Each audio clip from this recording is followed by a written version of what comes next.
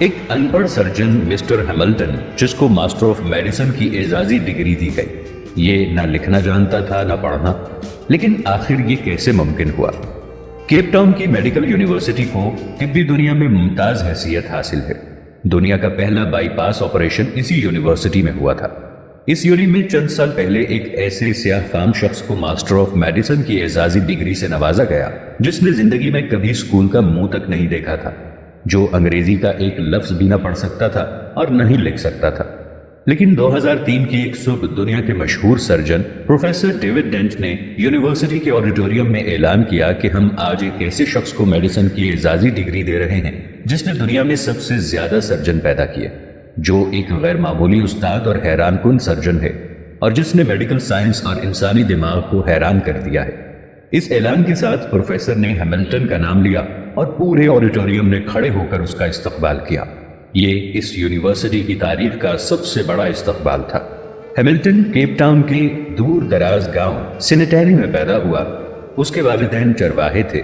یہ بکری کی کھال پہنتا تھا اور پہاڑوں پر سارا دن ننگے پاؤں پھرتا تھا۔ بچپن میں اس کے والد بیمار ہو گئے، لہٰذا وہ بھیڑ بکریاں چھوڑ کر اس وقت کیپ ٹاؤن آ گیا۔ ان دنوں کیپ ٹاؤن یونیورسٹی کی تعمیرات جاری تھیں اور وہ یونیورسٹی میں مزدور بھرتی ہو گیا۔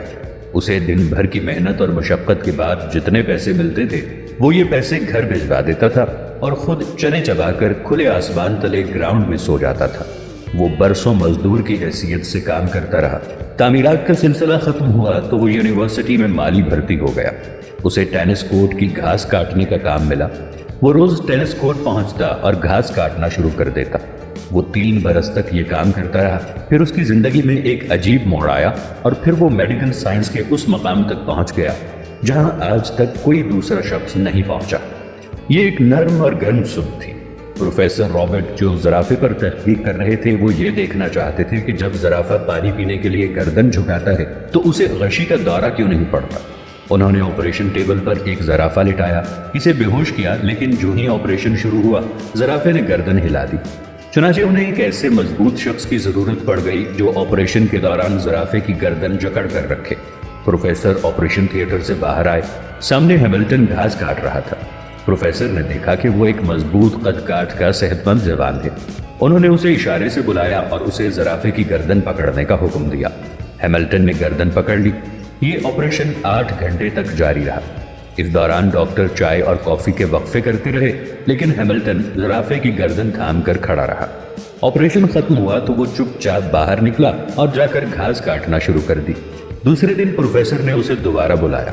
وہ آیا اور زرافے کی گردن پکڑ کر کھڑا ہو گیا۔ اس کے بعد اس کی روٹین ہو گئی کہ وہ یونیورسٹی آتا اور 8-10 گھنٹے آپریشن تھیٹر میں جانوروں کو پکڑتا اور اس کے بعد ٹینس کورٹ میں گھاس کاٹنے لگتا۔ وہ کئی مہینے تک دوہرا کام کرتا رہا اور اس نے اس ڈیوٹی کا اضافی معاوضہ طلب تک نہ کیا اور نہ ہی کبھی اس بارے میں کوئی شکایت کی۔ پروفیسر رابرٹ اس کی استقامت اور اخلاص سے متاثر ہو گئے اور انہوں نے اسے مالی سے لیب اسسٹنٹ بنا دیا۔ ہیملٹن کی پروموشن ہو گئی اور اب وہ یونیورسٹی آتا اور آپریشن تھیٹر پہنچتا اور سرجنوں کی مدد کرتا۔ یہ سلسلہ بھی برسوں جاری رہا۔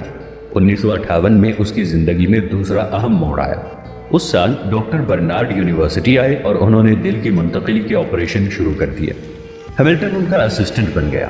ڈاکٹر کے کام کو غور سے دیکھتا رہتا۔ اس آپریشن کے دوران وہ اسسٹنٹ سے ایڈیشنل سرجن بن گیا اور اب وہ ڈاکٹر آپریشن کرتے تھے اور آپریشن کے بعد اسے ٹانکے لگانے کا فریضہ سونپ دیتے تھے۔ وہ انتہائی شاندار ٹانکے لگاتا تھا۔ اس کی انگلیوں میں صفائی اور تیزی تھی۔